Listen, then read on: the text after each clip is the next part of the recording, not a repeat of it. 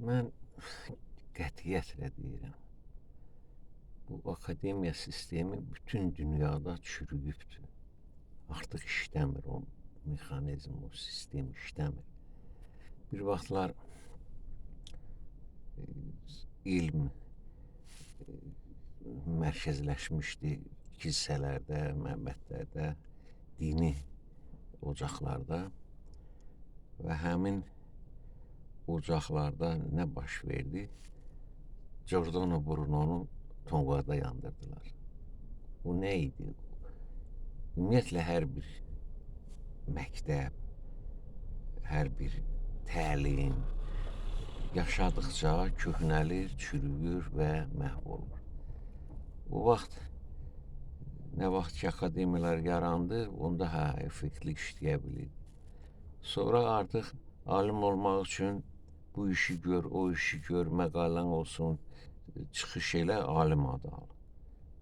Bax, bu mexanizm özü düz deyil. İstedadsız insanlar doluşdu akademiyalara və akademiya çürüdü. Hal-hazırda bilirsiniz də alternatifçi fiziklər var. Onları da yolunu bağlayıblar. Çünki onların çürüklüyünü ortaya qoyacaq o alternatif fizika. Alt üst eləyəcək onların iddialarını filanını. Ona görə yaxın qoymurlar və rus dilində ljev-şoni deyirlər alternatifçilərə. Yaxın buraxmırlar. Bu təbiidir və Bruno'nu da ona görə tonqalda yandırdılar ki, onları ifşa eləyirdi onun kəşfləri. İndi fikir verin, Elon Musk gör nə boyda işlər görür. Belə baxanda dünyada nə qədər akademiyalar var. Bütün o akademiyaların cəminin görə bilmədiyi işi qısa zamanda Elon Musk yerinə yetirə bilir. İndi təbii ki, bizim akademiyada o akademiyaların içində ən zəiflərindən biridir. Mən xatırlayıram, televiziya kanallarının birində Ruslardan bir istedadlı insanımız gəlmişdi. Nümayiş elətdirdi. Elektrolizyor düzəltmişdi. Ondan qaynaq eləyirdi, şüşə kəsirdi. Və bunu müraciət eləmişdilər alimlərimizdən birinə ki, bunu nə deyirsiniz buna? Bu dedi, o adi bir şeydir da. Adi bir şeydir. Nə bilim, xaricdə hidrogenlə işləyən maşınlar var, filanlar var. Bu alim yanaşması deyildi. Bu savadı zəif olan bir insanın söhbəti idi, yanaşması idi. Mən çox dilxor oldum onu eşidəndən sonra. Məsələ nədə idi? Elektroliz hadisəsinin özünü bir fiziki proses kimi öyrənməyib, elm öyrənməyib. Elə dünya elmi olsun, ya Azərbaycan elmi olsun. Elektrik verəndə belə olur, elə olur, parçalanır, iyonlaşır, bu yana gedir, o bu yana gəlir. Bundan bitmir. O mənzərəni dərindən görmək lazım, nə hadisə baş verir. O nə vaxt parçalanır, hansı enerjini sərf etməlisən o parçalansın.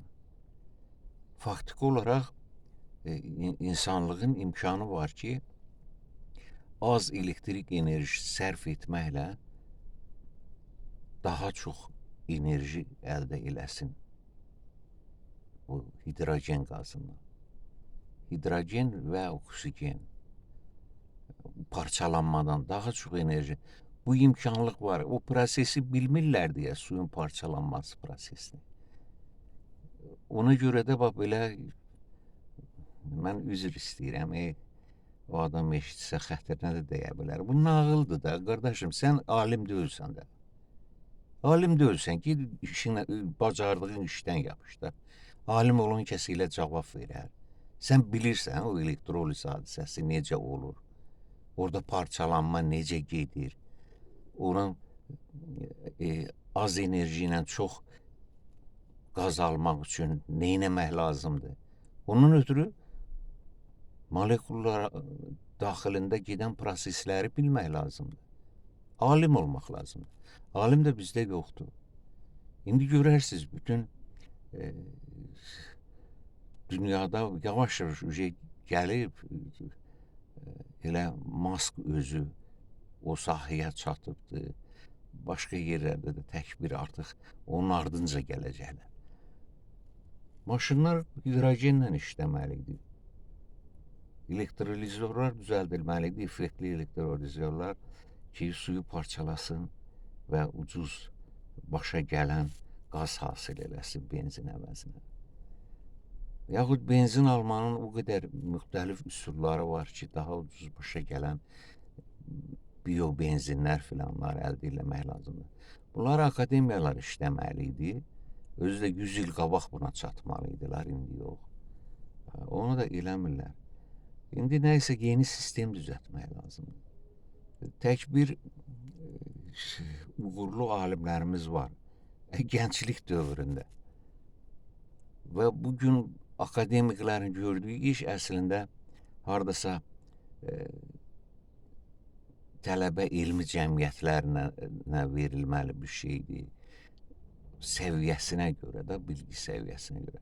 Yaxud gənc alimlərə tutaq ki, 20-25 yaşına qədər olan alimlərin işləyəcəyi bir şeydir, öhdəsindən gələ biləcəyi bir şeydir və onların içində də istedadlısı olmamış deyil. Yəqin ki, var. Sadəcə onlara şərait yaratmırlar və nəinki şərait yaratmırlar. Hətta kötü olub qarşılarını kəsirlər. O nədən irəli gəlir? Akademiya sisteminin çürüklüyündən. Ondan irəli gəlir. Bundan yaxın qutarmaq lazımdır.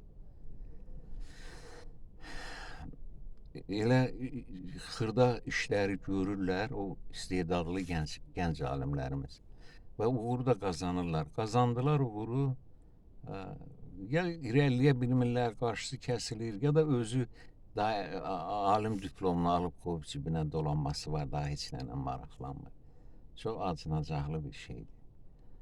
Amma təbii olaraq indi Elon Musk'ın nümunəsində başqaları da pullu iş adamları, qabiliyyətli, savadlı adamlar, istedadlı adamlar başına yığacaq o istedadlı gəncləri akademiyanın əvəz edə biləcək qurumlar yaranacaq yavaş-yavaş.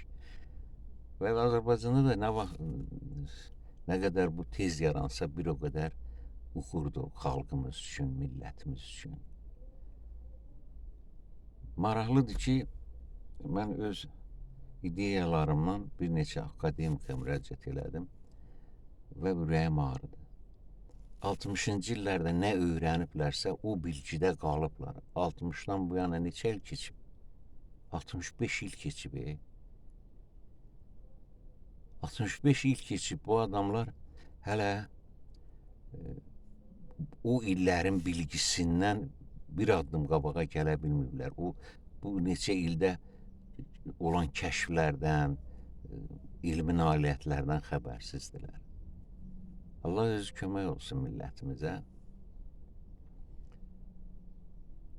Akademik elektrik cərəyanının daşıyıcısı nədir, onu bilmir. Bizim akademik. Dünya akademiklərində nəsə bilən var. Bilirlər ki, nəsə o deyil. Tək elektronların hərəkəti deyil, orada nəsə var. Biri nə bilim fotonla izah edir, biri bundan izah edir. Onlar da axıra kimi bilmir. Elektrik cərəyanı bir fiziki proses olaraq nədir? Bunun mahiyyətini bilmirlər. Nəinki mahiyyət? Elektrikin mahiyyəti. Kütlənin mahiyyətini bilmirlər. Enerjinin mahiyyətini bilmirlər. Kütlə enerjiyə çevrildi, enerji kütləyə çevrildi. Çevrildi. Necə çevrildi? Belə gülünc söhbətlər eləyirlər. O keçən əsrin axırlarında belə idi. Deyirdilər ki, dalğa kütlə daşımır. İndi bilmirəm necə yanaşırlar. Doğrusu iyrənmişəm də bir qədər. Yaxşı iş deyil. iyrənmişəm də, elmdən qaçıram ki, o biabırçıqları görüb qanım qaralmasın. Ona görə davam elətdirmək istəmirəm. Həvəsim yoxdur.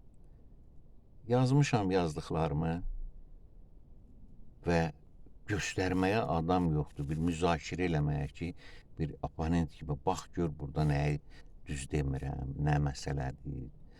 Bunu yetərincəmi izah eləmişəm, başa düşüləndimi? Bu şeyləri bir cilalamaq üçün mən müsahib tapa bilmirəm özümə. Elmli adam tapa bilmirəm. Gör nə gündəyik. Odur ki, bax səbəb budur qardaşım. Başqa nə deyim? Mən tacir deyiləm ki, mənim qazancım törəmələrimə qalsın, evlatlarıma. Mən aliməm. Amma alim diplomum yoxdur təbii. Mühəndisəm. Sadəcə istedadlı mühəndisəm. Və bunları bilirəm. Kainatın quruluşunu bilirəm. Hərəkət verici qüvvələr ki var kainatda, aparıcı qüvvələr. Onların mənbəyini bilirəm. Xarakterini bilirəm. Qanunların da alimlərimiz demək olar ki, 90% təyin eləyiblər. Budur.